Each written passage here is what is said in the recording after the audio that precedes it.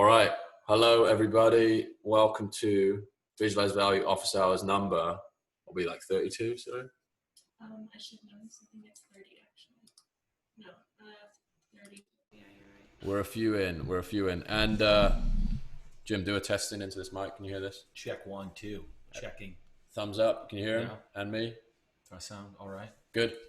All right, cool. So, Jim, a good friend of mine, collaborator from years past, and now neighbor in Nashville. And we have a weekly coffee meeting on Wednesday mornings where we discuss all things life and business. And we've been having this conversation over the last month or so. We're iterating on the couple of things that have been consistent between both of our journeys, businesses, etc. We met at a very similar time in our professional lives, running into the same problems, hitting the same walls, same frustrations, seeking out the same mentors and techniques for help. And it's just been really interesting to see how, although we're in totally different worlds professionally, industries, the common themes are so tightly related that we thought sharing this conversation, having the conversation publicly and having people listen in would be valuable for anybody that's at any stage of this journey. So there's a chat up there. So we got a couple of slides here as prompts, but we're going to do a little bit of freestyling. Going to try and integrate a bit of a sketch on the whiteboard that we talked about, but thank you everyone for showing up, and we'll get going. So the impetus for this entire conversation is really the kind of inflection point that we've both realized the last 3 or 4 months. It's probably, going back to January.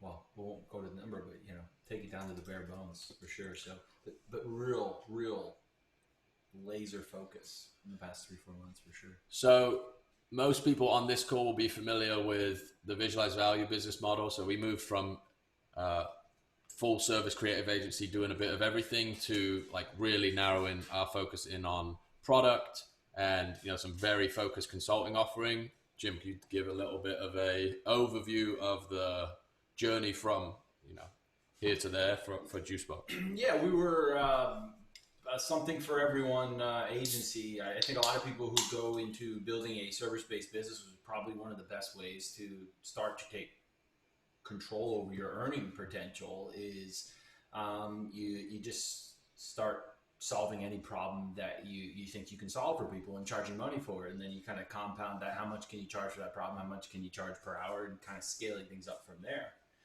So that's what we did that. I started out with clients as a marketing agency, doing everything from setting up an email list to building a website to a landing page to an e-commerce store and everything in between since probably 2008, 2009. I actually started the business in 2011.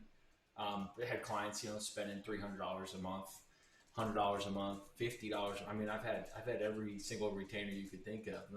Most of them very unimpressive. But along that way, as funny as I just consider the whole journey, what we're talking about here today, focus.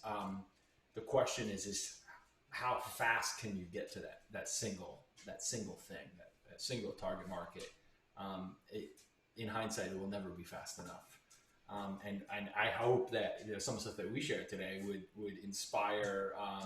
You could borrow some of our pain and let it inspire action or focus if you want to, build your own monetization strategy through a service business. Because we did everything, and then all of a sudden we went up into we were pretty focused on one service, but it wasn't really great market fit. We didn't solve a great problem. So we were capped on how much people were willing to pay for that and really how many people actually wanted it. And then, so we said we wanted better clients. And so we went with, clients with bigger problems and more money to spend on them. And then you get into this arena of, trying to be something for everyone, which really is rent my brain, right? If you are the founder of like a service business agency consulting, you're trying to build solutions to problems around business growth. usually the founder of the company it gets caught in the trap of rent my brain. You're trying to build monthly recurring revenue, and really it's monthly recurring responsibility of you being involved, and that is impossible to scale. And these numbers that we have, which are where I would imagine many people want to be, but in the rooms I surround myself with, there's many people doing well over this, but they've just said no to more. About a year ago, we went and really focused in one market, and then continue to focus from there. At this point, we serve one market. We have one strategy that we serve that market with. The strategy has three components to it, but it's about producing a result for the client. We generate leads online for our market, which happens to be life insurance agents. We implement software solutions to automate some of the follow-up process to turn leads into clients, and we train our clients on how to be more effective in that journey from cold qualified lead to closed client. And so those three pillars are what we deliver for every client, and we're incredibly focused. I mean, we just said no to a subset of those clients yesterday, and we do one campaign type, one client, everything, one. There's a really great guy, his name's Clay Collins, and also popularized by Talking More. He talks about the 5 1s: single target market, single client acquisition strategy, single fulfillment model, 1 year, that's the other one, and then and I think there's a single product, but basically, it calls about the 5 1s. Just Google the 5 1s, Clay Collins or Taki, Taki Moore. And this will kind of elude that, but you cannot scale something that requires you to be involved in everything. And so that's saying no to everything else, is what we've been able to do. It's not sexy. No, but with that as an intro, what we wanted to do is speak to the journey more specifically, right? So when we met in 2018, we actually met through a mastermind group that was essentially, I don't even know if this was the promise, right? It was like, run your business, make more money, essentially. Like, how can you make yourself more attractive as a service provider? That was essentially the big takeaway. And that wasn't sufficient in delivering the result of a business that didn't compromise your lifestyle. At least that's my interpretation of it. Right. Yeah. Because most people like to do that. It's actually not that hard to do. There's a couple levers you can pull. You can kind of add more value to what you do, charge a higher price, or present more value. It's either, actual or presentation. And, but there's a limit, because the thing that most people miss, and that program that we were both a part of at the time missed, is how do you do it without you? Right. And that was that was the barrier that we both kept running into. And I think you have, at the time, for context, I had come out of a corporate advertising environment and was trying to scale a full service creative shop. And you had a business that you'd built up over the course of a bunch of years and already had clients that were in all these different spaces. So e-commerce brands, service businesses, contractors, electricians, still have a client today. They sell bearings and sprockets. Still have a client today. And why do I still have a client? Because it's automated to serve them. Otherwise, I would have gotten rid of them. And we can talk more about that. What do you say no to say yes? It's saying yes to everything. Like used to, you just think more and more and more. If I can just do more, I'll make more. But you become the bottleneck of everything, and you cap your growth. And so, how do you get to a point where you can turn away a $17,000 a month client for a $1,500 a month client? Yeah. So you can have 50 of the 1,500. Yeah, so I think at this stage of the journey, you are you have the mentality that money will solve the problem. Yeah. I just need to make more. I just need a client paying X, and then I can figure out all this mess that I have accrued over time. It's like all these you're kind of hoarding bad relationships, and then you get you're just marketing yourself more to get some lump sum that you think is going to solve the problem. But this brute force approach is just creating this bigger tangle that is just because if you sell on reducing that your premise value. of how valuable you are, you may increase your rate, but you're still trading time, and it will never be enough.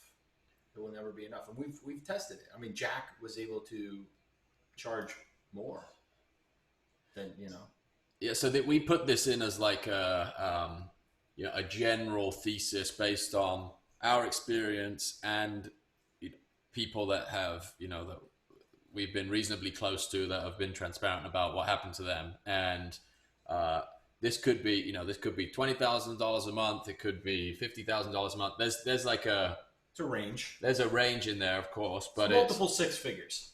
yeah, you've gotten to like, this is like a competitive, decent living you could make as a corporate employee. Yeah, I mean, right. You could see this. This is largely true if you are trading an active input. There's a limit. There's a limit without leverage, and the only way you get leverage is by infrastructure and building assets. And the infrastructure is the asset, right?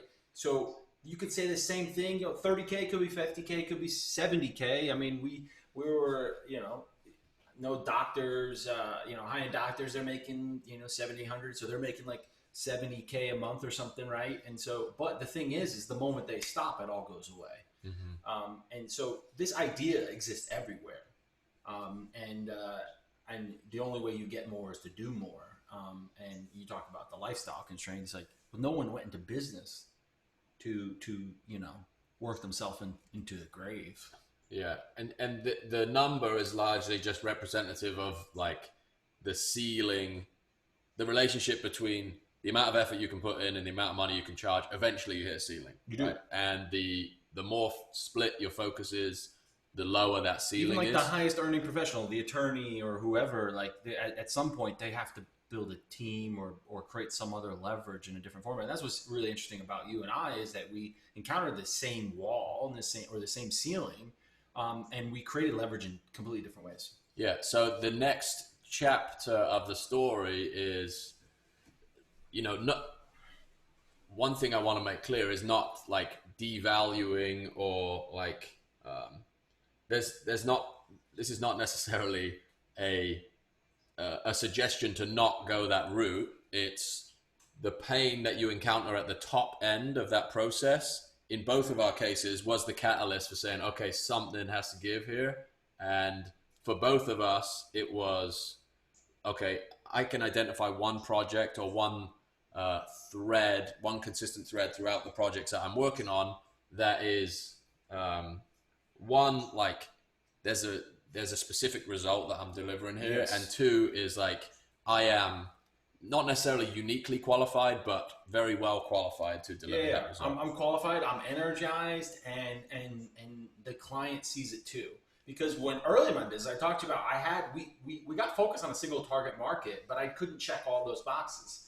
I was a little bit against like how I was trying to make money, like in the sense of like, I thought it was a cool thing that we were trying to do for people, but when at the end of the day, I was like, do people really need this? And so I had like this incongruence with what I was offering. And so I wasn't energized by it, and the clients didn't see it too. So the only way you would grow that business is to oversell.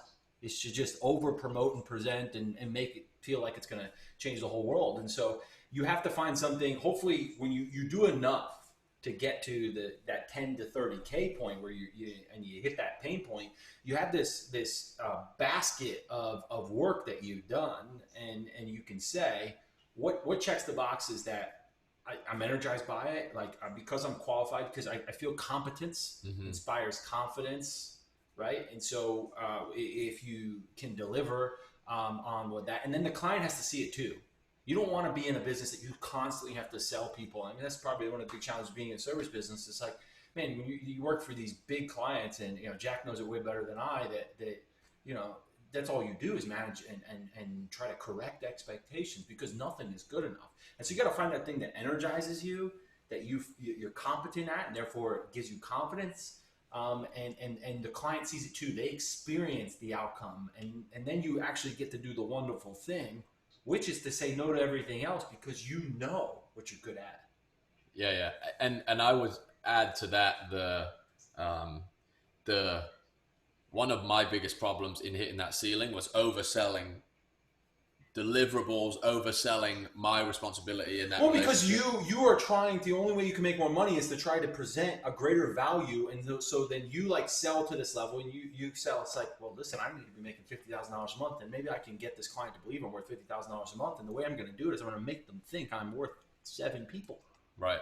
And so then, what am I going to do? I'm in this constant conflict in my mind of am I delivering against the expectation that I set? And so you work yourself into the ground, because if you're like an achiever, you're like, it's never enough because you sold on the most wild expectation. It's not that you weren't delivering, but I know for me, it's like anybody else, the client, including in many cases, would be like, yeah, this is great. I don't need any more. But you've convinced yourself it's never enough. Yeah. It's never enough because you sold on such high, grandiose expectation that there was no specific deliverable.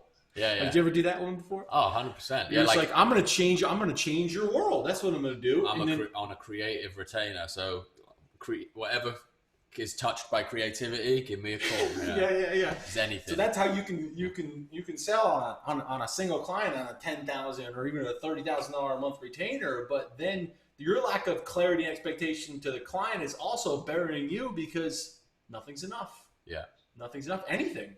I'm a virtual CMO. That was a service I provide. I actually wind up calling it the savior CMO. Anything growth, anything revolve growth, and you're trying to give it all to me. And what happens is there's nothing enough. They take no responsibility on their end. The good clients do, but even still, it's like, oh, you want me to fly down and come talk to your team? Yeah, let's do it. I mean, because that's growth, right? Growing your team. Yeah, and you end up with like 6 jobs instead of an asset, right? And this is the transition that we're talking about, and the ability to. We're kind of talking about the pain that gets you back to this point. Yeah, the likely aggression. To go up and then be like, none of this, none. Yeah, it's like you start saying no to stuff that would be like on paper great in the short term. Like, I can make a decent bit of cash doing this thing, but I know that it's 3 months of my time in the future of a bunch of variables that I have no idea what they're going to be. And we both agreed. Like, I'm hoping if you're watching this live or the recording, you're gonna hear, like, I'm trying to do the best job I can to convey the pain, and it's not worth it. But I think that you're probably gonna have to go through it yourself. You're probably gonna have to get to that, that whatever that ceiling is for you, depending on the types of clients you serve. Is it around $30,000 a month, and you'd be like, no more. And this idea of going back down to 10K, it's like I did it. I started saying no, and I went through the dip. There's a great book by Seth Godin. He calls the dip. When you find what you're supposed to be doing, it won't immediately take off for you. He talks about it as a dip, and then it takes off. Yeah. And so I did. I mean, we were sub 10K in retainers, or just call it revenue. Some of it retainers, some of it little project. When we decided to go all in, in our basket of project work, client types, and all that stuff, we lasered in and said, it's insurance. And it's insurance doing these things. And so it took the umbrella of insurance, and under that, there was a few product types and all that stuff. And now it's life insurance. It's one specific product. It's an agent that has this type of experience. It is like fit our puzzle piece. Otherwise we can say no gladly. And it's funny, we say no to more. The more we say no to people who aren't a fit, the more respect that we get from those who are, and the faster we seem to grow. Mm. I mean, I just did this earlier this week. We had 2 sub life insurance product campaign types. Now we have 1. And literally 2 days after I told my sales team, no more, we're only doing the 1 now. And, the result was that 2 days later, one client 7x their retainer with us in that one thing. Mm. So I was gonna do this on the whiteboard, but I'll do it here quickly. Like, I'm actually gonna do this.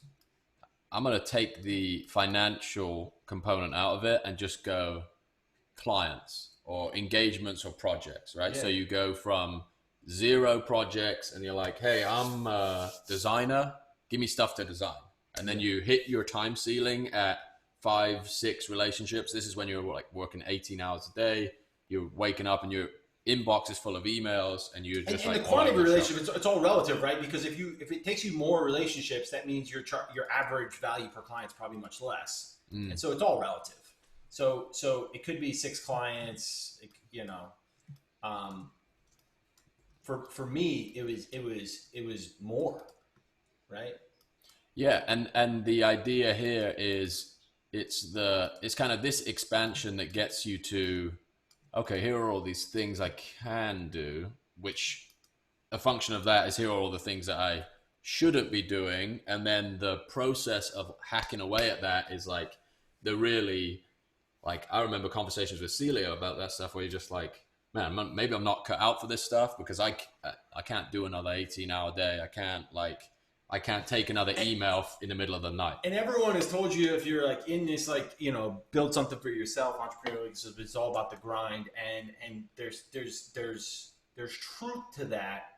You got to take on that responsibility of figuring it out, right? And just doing whatever it takes to taste enough to get to that point. But at some point, you're no longer like, why don't you just go get a job? Right. You know what I mean? Like, what are you doing? If you're not looking, if you're not testing for the scalable, you know, algorithm of your product mix, your service mix, your whatever it might be, well, then that's the real goal of the grind, is to sample enough to find what gives me energy, that I have confidence in, and the clients feel the outcome. They experience the result that they're after. And the moment you figure that out, get rid of everything else. And it's really hard because that everything else could be, I mean, in our case, literally, I had a $17,000 a month client that I said, do not pay this retainer. Do not pay it. Don't do it. Please don't do it. If you do it, I'll show up to it, but please don't. Please. And so I basically told someone not to spend $17,000, and we doubled our business next month. Then we doubled again. Currently, we're on a pace to, you know, we're 30% ahead of last month. You saw last month's, you know, revenue earlier, right? That was September. And we're going to continue to scale from there. And it's because of, like, this is what we do. This is what we're focused on. So while you're talking, I was just trying to, actually, I'm going to do 2 things here. This idea here of expansion from 0 to 5 or 6 or whatever this time limit ends up being is really, this is like the hustle period in my mind. It's like, just do whatever it takes to get to this breaking point. And then eventually you're like, okay, I can't do this anymore. Like, I think for me, it was almost a biological thing. I just ran out of energy at like late 20s. I'm just like, I can't do it anymore. I don't want to do it anymore. Something's got to give. Let's look back at everything we've done. I did it too. I had 4 companies. I thought that was cool. How many companies can I put on my profile? You know, my brother's on here. You can see him. We had a bar, construction consulting, had my agency, and an e-commerce company. Within the agency, I had, 10 different client types. It was a freaking nightmare. Gained 100 pounds. Like, it was not good. And then what I do, I got rid of it all. Not all at once, because that was too painful. I wish somebody could convey enough truth that I could see it for myself, but I had to go through this journey that we're articulating to you, and you may have to go through it too. But your just awareness to it will hopefully make it less painful, and you'll take swifter action, which is, how do I get to my as one of my mentors says, Dean Jackson, my scale ready algorithm. Yeah, so I'm trying to figure out what the 2 components of this piece of the image are, because you do have this flat period here too, right? Where you're like, okay, I'm going to commit to this one thing, and I'm going to sacrifice revenue in the short term to dial in what I'm good at, what my message is, what I'm about. And for me, that was the creative agency that does, commercials and websites and apps and restaurant menus, whatever you can throw, to we visualize the value proposition of your business. Our deliverable is a keynote, take it or leave it. And that was like, you don't instantly hit 20 clients doing that. So, and here's how you knew, because when he says that out loud, you guys all know this at this point, like how skilled, Jack is at doing that, and how valuable it is, right? What it's done for this business, what it's done for other clients that he used it for. But the question is at what point do you see that for yourself? It's when your clients are reflecting it back to you. I couldn't have done this without you. Our business has increased by 5x. The moment you can sell outcomes, you can transform your clients, right? This whole thing is how do we, generate wealth through building a service business first? Like, this is what we're talking about, because it's the lowest risk thing to do, right? There's no investment. It's your time, right? It's your most finite resource, but you have complete control over your time to invest here. But so this does apply to a service business, but you listen for the closing of that feedback loop. It was, for me, it's like people say, I've never seen a reaction for customers like this before. And then it's I've never had this quality of lead before. You guys have the best training I've ever seen. Like, these are all examples of things that client, I was like, listen to say, oh, this is what people like. This is what actually delivers the transformation, and cut away everything else that's not generating that type of feedback. And the way that you get there is that, you start at zero and you go do a bunch of things and you're all about results, right? The only way you make this happen, this is a key thing, is about selling transformation. You have to, you can't just do activities that look good, make people feel good, but don't actually produce any result, right? That's honestly what you're up against. That's what many, you're looking at the agency side of things, what many businesses do. It's like, they're really good at selling, the outcome of someone's increased, ego. But you really have to say, what's the result I can create for people? What's a problem that I can solve? And then when you start solving that and doing so consistently, the first time you'll hear it, it's when people say, thank you. I've never seen something like this before. I never had this feeling. I never had this much clarity. I didn't have this outcome before working with you. And it's like, how do I replicate that? And that's it. That's at that breaking point, that 6 point, where you recognize where that's showing up, and everything else is just a distraction and should be cut away. It maybe pays you, but it's not really doing anything for anybody. Mm-hmm. So I'm hopefully this has been tracking as Jim's been talking, but I've just trying. That's exactly what I was thinking, Jack. Yeah, right there. Trying to illustrate the sort of phases of this where you're transitioning from the sale of time and the process of hustling to figure out what you're good at and what your clients value, or what you kind of observe in the moment to create leverage and a result. And then on the right hand side of the diagram, styling that in that process, and then building the systems that really help you execute. I remember the sequence of conversations that you and I were having, and I said, I remember you in the breaking point. You were doing all these things, and I remember a conversation that we had, and you were just complaining about all these deliverables that you had. And I said, Jack, I'm going to set some rules for you. You can't touch anything but Sketch and Keynote. And I was like, Sketch, we'll throw the Adobe suite in there. You could do anything that is visual, development, but you can't touch video editing software. You can't touch, any of these other things, right?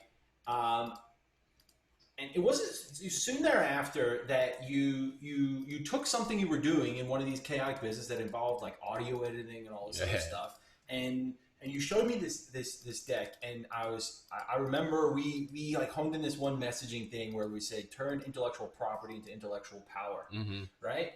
And we were talking about this, and you had just delivered, I think, a very common case study that I hear you use for that 3PL company. Yeah. I think it was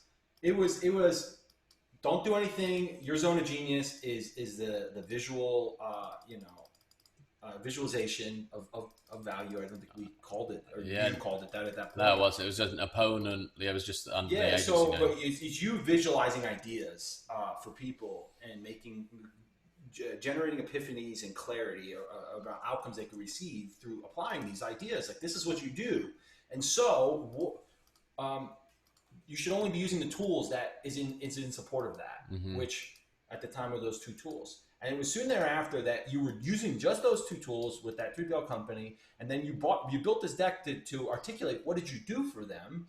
And I remember saying like, well, you did it because you're like, this is it. This is what I'm going to do. Yeah, yeah. And so, I mean, I hope that it's kind of helpful because you were doing media production and all sorts of stuff. but this was the one thing, and it happened to be in the smallest revenue generating business unit or product set that you offered, right? Yeah. It was the one that you would look to cut away the biggest, but it was where the greatest feedback loop was coming. You had these clients that were all saying, like, you've made my ideas make sense to me. And the amazing, And now I can make them make more sense to clients. Like you weren't hearing that from Ferrari. yeah. You were hearing that from these really low level clients that were, what do you remember what those retainers were? $1,000 a month, $1,200 a month? Yeah, $1,500 a month. They were really, by comparison to some of the other ones that you had that were, 20 times that, right? The, don't underestimate that because that's where the greatest, that feedback loop that I was talking about, where people start talking about the transformation, the outcomes that you generate with your work. And that is what he's like, how do I take that skill set and apply it to a higher leverage client, enter that bigger 3PL company who had the big problems, right? And here you are now, kind of bringing it to the masses with the scale and leverage of, in your case, media. Yeah, media. I was just actually going to do that. So this is like media, software, process, people. Yeah. And we skew more process and people. Mm-hmm. We leverage like advertising from a media standpoint, and we leverage media internally from a delivery mechanism to support our clients. Yeah, I think obviously this is the first, like we have not drawn this before, but we like talked about it conceptually, but really like this, I love the metaphor you used the other day as like here at this point in the journey, your only client is your business. Yep. So this is like a really interesting way to think about that in my mind is like stop. And my brother would say this to me. He's my business partner. And he enabled, me helping more people, but even with his support, I was only one person I'd be involved in too much. And he became like almost my agent. he was like, yo, you got to stop giving him your time. You got to charge for this. You got to do this. And he was like my right hand. And I remember, he was the one that was fighting to, he's like, Jim, imagine if all of the creative bandwidth, that finite resource, that energy, what did we call it? The activation energy. Activation energy you put to create something from nothing for our clients that get them to $17,000 a month, $30,000 a month, $50,000 a month, willing to pay that. Why are they willing to pay that? Because the ROI is so much greater. And my clients, that were paying that, they said, you're the best decision I ever made. I was like, well, why wouldn't I believe in myself enough to apply that creative energy to my own business and treat my business as the client? So it basically become that was what we ultimately did by walking away for some of those big retainers and say, and it happened in 30 days. We went from like 30 to 90 to 220. It's brutal how fast it can happen once you like make the decision to not take things on, right? And if you're getting that result for, 2 clients, let's say, you have proof at that scale, all it is then is process. And I think the switch goes off in your brain. You're like, okay, this is now on me to think differently and start to build systems that deliver this result, or, build leverage, build media, do whatever else to take my time out of the equation as much as I can and take like individual contribution out of the equation as much as I possibly can, and add that as leverage instead of like time for money. But Brian used to say, when we got focused, he said a single target market equals a conduit for good ideas, and that is you start to benefit from the ecosystem that you built, and you become the center point of leverage for everyone. Because you're all talking about the same thing with just hundreds of perspectives on that thing, which is how do we sell more of this product? It's huge. So your value, like we have now with our clients, our value is that we have all these clients. It's so interesting, but part of it is like you get to be a part of a group of very successful life insurance agents that are on the level of like they're professionals, and part of your opportunity is just being around the people who are closing millions of dollars a year, leveraging our system. And you can't create those synergies. Like you can't build out a knowledge base that can support your clients without you. You can't build out a training portal that can teach your clients how to be more effective with the opportunity you generate for them without you if you're not focused. You can't build out infrastructure. There is no leverage in something that is not replicatable. Right. That's why you got to get down to the one. We got a good question here, Zach, and we had a slide in here, but I think we've kind of drawn the next few slides onto this diagram. But Zach asks, would love to hear more about other losses, trickle downs, and other things affected by saying no, financial pressure, work constraints, and because clearly post breaking point there is that dip. What else suffered, both work and personal, and what helped you get through that dip? You want to take that one first? Yeah, I would tell you the suffering outside of the financial actually happens before the dip, because part of you saying no is that you're cutting away all of these time allocations, and so you actually get your time back because you say I'm going to do this now in a leveraged way where I'm going to build an asset that produces the result. Right, my business becomes the client. I'm going to build the machine that gets the outcome rather than me be involved in everybody's outcome. And so my answer to you, Zach, is to say all of the pain outside of the financial one, it's happening all before the breaking point because I'm not spending time with my spouse. I'm not healthy because I don't make time to be healthy and all these things because I've convinced myself that if I just put more in here, eventually somehow, some way, I'll make enough money to buy my time back. And no, an asset buys your time back. An asset that produces the same cash flow that you try to produce with direct input. And that's what an asset is. An asset is something that continues to grow on its own. I think the easiest one, I'm not a parent. Maybe some of you on this call are. I think it's the closest thing is when your kid goes off to college and takes care of itself. Yeah, it's great. They everything before that, you're responsible to rear that kid. And it's kind of like building a business and rearing, this idea and this active input into something that can not only perpetuate its outcome, which is, produce cash flow for you, but grow itself too. Just like when a kid graduates college, right, and he goes off on his world, he's going to grow, or she's going to grow her own life and take care of and build and be independent. And that's what we're trying to do with a business here. So when does it happen? It happens before the breaking point, all the other non-financial pains, and it was health, it was relationship. Those are the two biggest ones. Yeah, my experience of that, I think, was the trade-off just flips, right? It's the trade-off of the financial security that comes from like putting in the hours and signing contracts to the feeling of sustainability that comes from cutting back, where it's like, because I'm good at this and because I know people get value from it, I know that even if I got back up to the volume I was doing, the amount of leverage I'm going to have, even if I only have time as my leverage point, I've just flipped the switch there because I'm going to say no to these guys that are going to come in and take, 15 hours of my time per week.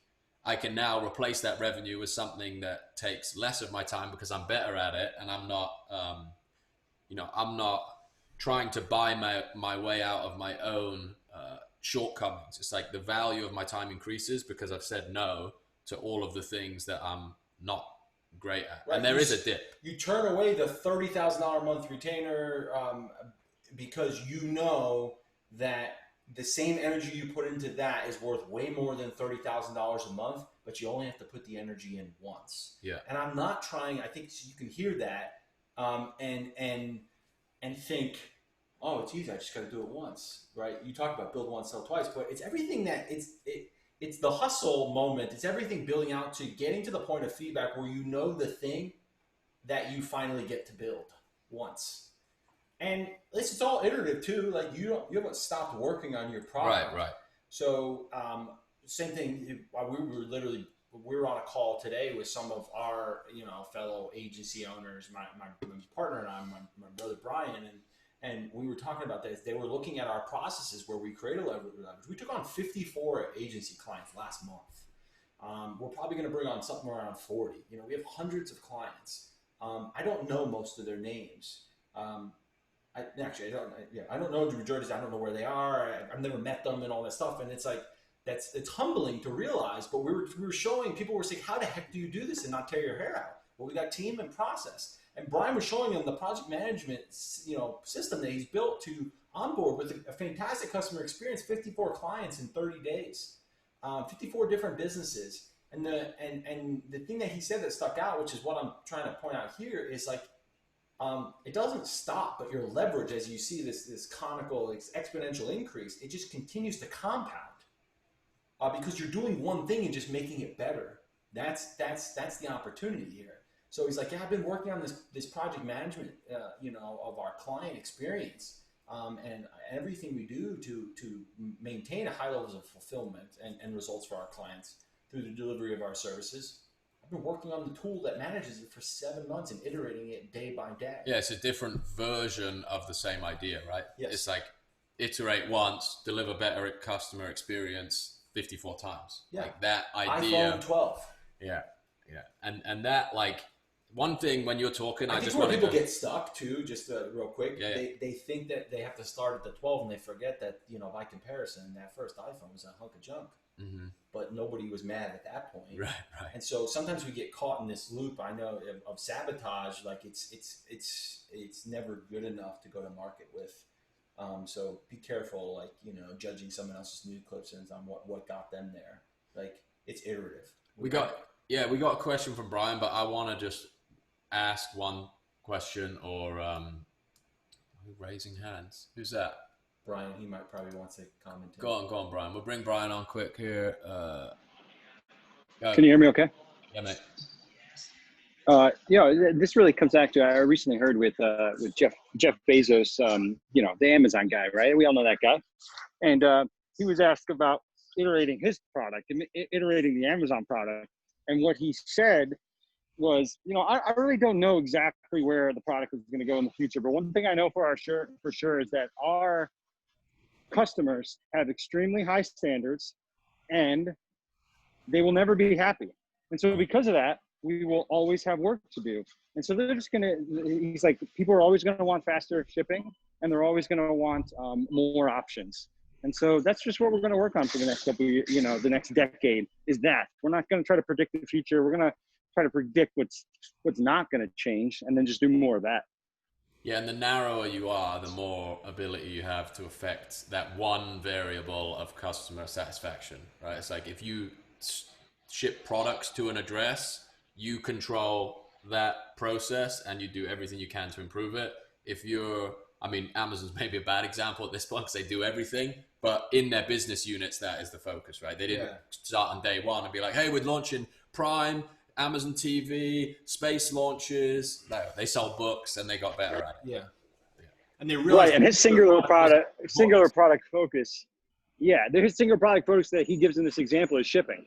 He's like, we focus on shipping. We first promised free shipping, then 2-day, then 2-hour, then 2-minute, then right now, and they'll never be happy. And we'll just keep getting better and better at that. It's a great example also because the way some people think about product, like other people wouldn't even categorize that as product, right? It's just a bolt-on thing. Is logistics. Yeah. That is what they are masters at. If they're focused on one thing, it is being the most savage logistics provider, and they happen to deliver products that they've just vertically integrated to maximize their output, and they got so good at it, and that asset produced such leverage in cash flow that they could buy their way through the pain cycle of every other business, and they could buy their way out of pain too. They tried the phone, right? That thing sucked. Yeah. But they tried because they thought maybe it could make them better at logistics, I imagine. But so it's really interesting. What was the other question? So Brian wants to hear more about the goal of the grind as you figure out the right fit. So we're talking about this section here. It's the mentality that exists throughout that process. It is to find the thing that creates a balance between something that you are energized by, like you enjoy the execution of it and honing that skill, and the result is so clear to you and the client that they can't help but reflect it back to you. That's what you're trying to do enough of things where you can find a balance between I love doing this and clients love what happens when I do it. Mm-hmm. It's those two things. Cause I mean, that's what was happening for you, right? Absolutely. Yeah. And then you were visualizing people's ideas. You were unlocking the potential inside their mind, and you were creating a clarifying asset that not only created, an outcome for that individual and blew their mind, and it was their idea, but now they felt equipped to go spread their idea so they could increase their impact. Yeah. And it was that moment. The incredible irony of it was that was the thing I used to use to get business doing things that had way less impact and leverage. So I would deploy that skill set to pitch someone and be like, hey, this is what your business is about. This is who your customer is. This is how you are superior than everyone else in the market. And then I would go and make a generic, website or video that didn't include any of that, visual depiction of what they did. And just one day a light went off and it's like, I should be selling this thing because this is where all the, this is where all the excitement and be is. Careful. The mistake that you'll make when you start hearing the feedback is because it is the balancing factor of this energizes me. I like doing this. I want to keep getting better at this. It's too easy for you. You think it's not worth anything. Mm-hmm. Ali's got his hand up. Hey guys, how are you? Thanks for this session. It's really good. I had a quick question. So when you're first starting out and you don't have anything coming in, right? What recommendations would you give to an individual to kind of learn? Because it's hard to say no when you have nothing coming in, right? Because you're trying to get that first client, trying to pay those bills. Any recommendations there how to avoid the mistakes that we would make when you say yes to everyone to get that money? You know what I mean? You need to start by saying yes. That's the paradox. So you have it right, Ali. You start by scaling up, and so the biggest thing I can tell you is solve real problems. Solve real problems. Don't do cool things. Don't do things that excite you and maybe are interesting to others, but understand what is something that you wish you didn't have to do? What's a result you wish you had? How could I make you go further, faster? I mean, this is all from the lens of a consultant, but if you see yourself as a creative individual, one who creates outcomes that could be, creative does not mean artistic. That was the lie I told myself. I'm not a creative. I don't do this. I don't have art as an output, but I create things. And so if you create solutions to problems, you should start asking people around you, and obviously if you ask businesses, their problems are worth more, but individuals have really high, pain around certain problems too. And so, and then you just start saying yes to solving a lot of problems. And the best place to start is what am I already good at? What do I love to do? And you start answering those questions. And like I said, I started out charging $100 for things. Okay. And now, I've charged I've had clients pay me $100,000 a year.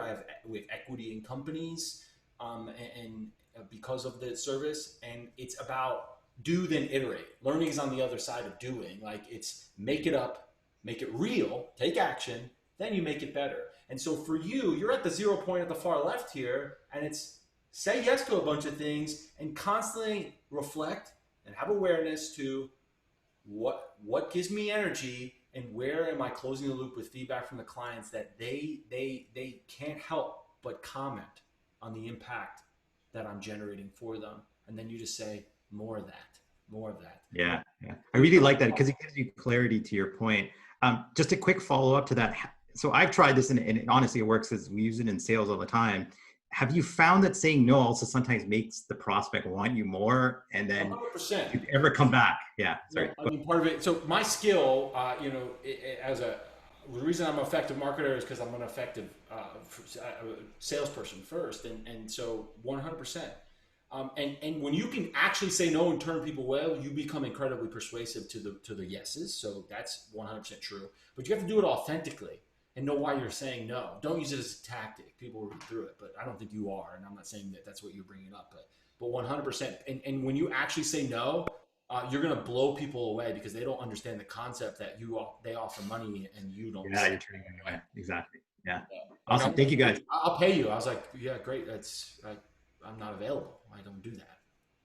You know, and people flip out. They get quite, you know, angry sometimes. It's offended. really yeah. It's like, offended. my money's no good here. What do you mean? Yeah. It's just, I can't help you. So I'm nothing not to do going with to take you. your money. Yeah. Yeah. Brian asked, can you go over numbers? Brian, you want to expand on that? I think What about our numbers you want to business. know? Yeah. We make, you know, 200,000 plus a month and have over 100 clients. Yeah. Something came up when you guys were talking a second ago. I'm trying to remember what it was. So much of that finding the like epiphany on the client side is like this concept of saying no applies at so many different levels, right? It says it's no at the engagement level, it's no at the project level, it's also no at the to Jim's point, like I don't work outside of Keynote. Oh, you need a website made? I don't do that. Sorry. Like I can give you the stuff and you can go and find somebody to do that. And those little tiny yeses that you say within these relationships you have, I've been there a million times. It's like the school of like client experience where it's like always say yes. I come from time and materials consulting world. So you're trying to drain as much time out of a client relationship as you possibly can. Anything gives you an opportunity to spend one more hour on a project, that is the goal. And if you work for yourself, the goal is the exact opposite of that. And your incentives aren't actually aligned in that model when you're charging for your time because the business wants the result. You want to spend more time solving the problem. And as soon as you solve the problem, you stop getting paid. That's a crazy business model, but people are still falling for it and spending hundreds of thousands of dollars a year doing it. But that's the confidence that comes from saying, yeah, I know I can get you a result inside of like this time frame in this program with this deliverable is like incredibly empowering, and it becomes about then selecting who to work with. The easiest thing, I mean, it is easier to be, you know, deliver a quantifiable result. Like I help you make more money, right? I mean, that's in part what we sell to our clients, right? We help you make more money. We deliver more confidence in your process. We create leverage with our automation. Like these are some of the outcomes that people can expect working with us. But be careful to think that that's the only result that you deliver. Clarity for somebody, an epiphany. I don't have to be stuck anymore. I mean, that's what you do. Right. Like I can communicate. That's what Jack does with you know, how to visualize value. I can more effectively communicate my ideas to people. Intangible benefit, hard to quantify. But the reason he knows the result is there is because people say it. And that's how you know. When you hit the point where no must become your primary answer to this and that and next, is because you heard it enough where people explain the outcome you deliver. They articulate it back, often unprompted. You can accelerate the process by asking and fine-tuning your output quicker to get the outcome. And you can even start your relationship with people. Listen, all I care about is that you go further, faster, you get the outcome you want, you have a transformative experience. And so all along the way, that's my intention. So please help me make sure that we're on track to get there. And the quicker you become one who lives in the results economy to create a feeling, an emotion, an outcome, monetary or otherwise, the faster you'll go through this process. Yeah, like the way you explain that, I think like you're evaluating your time on behalf of your client in that situation. It's like, yeah, I could do that for you, but that's a waste of your money, my time, your time. Like I've identified the highest leverage use of my time, and that's the only thing you can buy from me. That's the only thing I'm going to sell to you. Yeah. And that is, I'm actually doing it in service of you. I'm Right. going to tell you no because you think that's your problem. It isn't.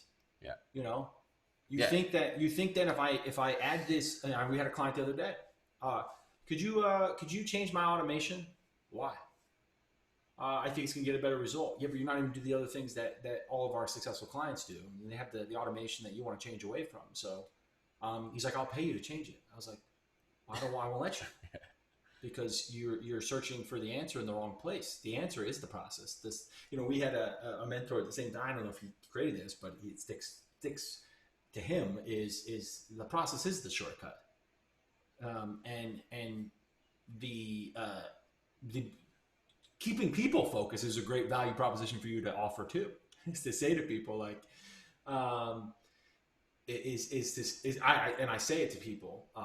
Is it Ali? Oh, you say yeah. I say it to people all the time. I said, you hired us for the shortcut. It's our process. The other way around is you trying to change everything every chance you face resistance. Is your problem. That's what we're going to help you overcome, is that you don't want to stay the course and adapt and evolve and become better at the process rather than think that you constantly need something new. That is your problem. Yeah. We do it to ourselves too in our own thing. We keep just trying to add new things to our plate, because if we just get another client, or we just take on another product, or if we just want to offer one more thing. Right. I had a closing remark teed up there, but Jason has a question. He says, what would be the best way to go about making the transition into value-based pricing from time-based transactions with current clients without killing the relationship? If you've got, we haven't gone over it already. So, I mean, you've done that. I've done that, and I've gotten away from it. So I've done value-based pricing, master retainers, inclusive of equity in company. And guess what? What's the equity worth? And I'm not saying what's it worth. It's like, now I don't know. It's like, I just have to work into perpetuity because now my compensation is tied to this outcome. And it's like, well, I'm going to work my face off again because I want my percentage in this company to be worth more. And I'm going to take more responsibility than you do because of that. And kudos to you for giving me the equity in the first place, because look what you've unleashed. Insanity from me. And so I actually don't agree with this value-based pricing. The best value you can create is to build your company into an asset that can produce a result for a client without you, and then just have your asset do that for a lot of people. Talking about a service-based business.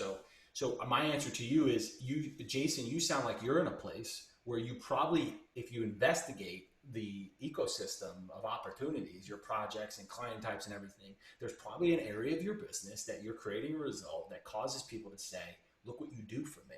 Look at the result you create. And what, rather than shifting to value-based pricing, is to productize that outcome for people. And that's the upside that you want to have, that you think you'll get from value-based pricing.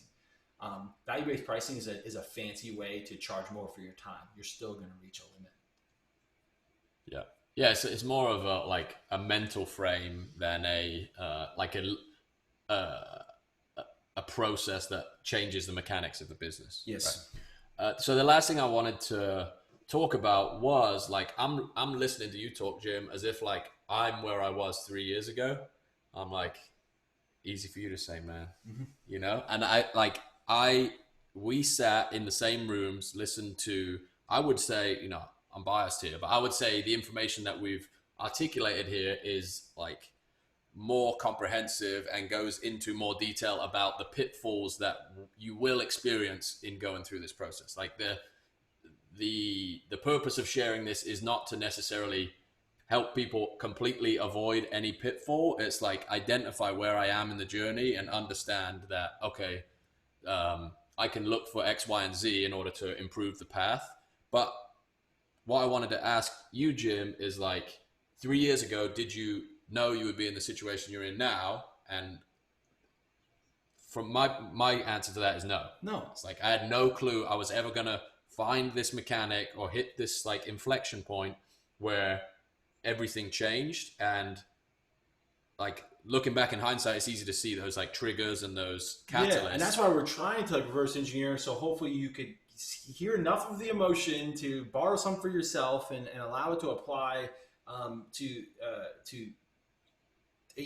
be aware as you go down this path, to be aware of what the signs are, because you just don't know that they're signs right now. It's like you don't have the right glasses on and the color doesn't stand out to you or something. I don't know.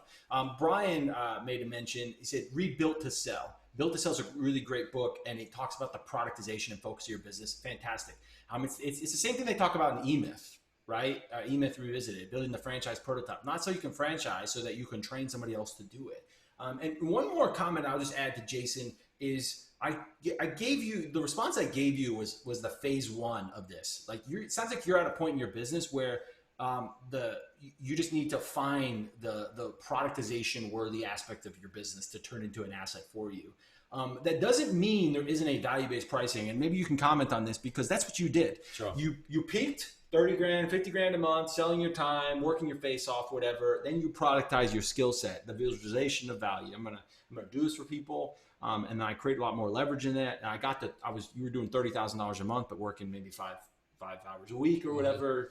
I don't know. I could just be making that up. Right. And then you productize what you were doing for the masses there, which gave you massive scale. And now you're back to doing very high leverage value stuff. Mm-hmm. But the reason you're confident in that is because you truly, the value-based pricing, Jason, you need the asset to actually value your time and say, it is useless. Cause Jack said this the other day. Hope you don't mind me sharing. No, go on. You said, I could spend an hour making some marketing asset and make $3,000-$5,000. If I can spend an hour and make $3,000 with my asset as the client, why am I going to get on the phone with you for $1,000? Yeah. Right. And so that's really how you do it, is you get the asset to really value your time. And let you know that when the asset is the client, when the business is the client, and you're going to compound your leverage in the business by pouring one more hour into building out its leverage, then you'll have the congruence and confidence, because sales is the transference of belief. And if you want to try to get somebody to believe your pricing, you must believe it yourself. And there's no better way to believe than to actually be your reality and know that your time is worth more than $3,000 an hour when you put it into your business. And so it's kind of a funny feeling the first few times you do it, where you're just like, yeah, I don't want to do it because I don't feel good about charging you actually what I valued my time at. Right. I just feel weird. So I'm just going to say no. Yeah. I'm going to say no rather than tell you like, yeah, I'll get on the phone with you 15 minutes for $1,000.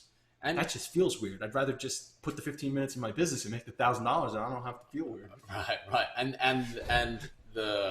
the system that enables that transition, once it's in place, it happens quickly, right? Like you said, 30, 60, 90, 200, month over month. Yeah, I think by the end of the year, we kind of, I don't know if you had some of those things, but was it the last one? Yeah, that's right here. Oh. The only reason the business I have now doesn't go to $1 million a month is because I believe, I don't believe I'm worth it. I don't believe that I used to have this belief that to achieve the level of reward and financially speaking and lifestyle and all these things that I wanted, I had to pay an equivalent price. Mm-hmm. And so it's really hard to rationalize why I'm worth $1 million a month. Yeah, but I can rationalize the value I can create that produces that, and I don't know. This is what you start to have to. This is what you come up against to go to the next level. It's kind of the inverse of the time for sale paradigm, where you pay for it, but you only pay for it once. You pay for the lesson once, you learn from it, you implement something that like gets you past it, and then you keep moving. Versus like the ceiling that is set based on your suffering. If those things aren't translating into lessons that create leverage, you're missing the whole point. Yeah. The building of the asset, right? The no longer selling your time gets you from $10,000 to $100,000 a month, puts you inside of it. The thing goes from $100,000 to $1 million a month is you getting out of the way and not sabotaging it. And saying we're growing too fast, because that's what we can do, Oh, I don't think this is too big. Is it really worth it? It's going to fall apart. Maybe you never even say those things, but you act as if, and it does start to fall apart, or it just stagnates, but if you built it in a scalable way, if you get to 100, you can get to $1 million a month. Yeah, for sure. Like as soon as you're past that time breaking point, your constraint becomes your ability to optimize the system and build assets. And that is like, it's almost intimidating at that point, because the limit really is on your creativity. Then it's 100% you, because can't blame it on nature anymore. All we do now, it's like, it's not about getting more clients. There's 1 million potential clients in America for us. It's not that, it's about building the infrastructure and developing people, the leveraging people, giving them a great opportunity to help us pilot the rocket ship. Beautiful. On that note, I think unless there's any more questions, we will get this replay uploaded. And Jim is in the Slack, so if any questions come up after this, give him a little tag, Jim Fisher, and we will catch up with you on the internet somewhere very soon. Thanks, everybody. Cheers.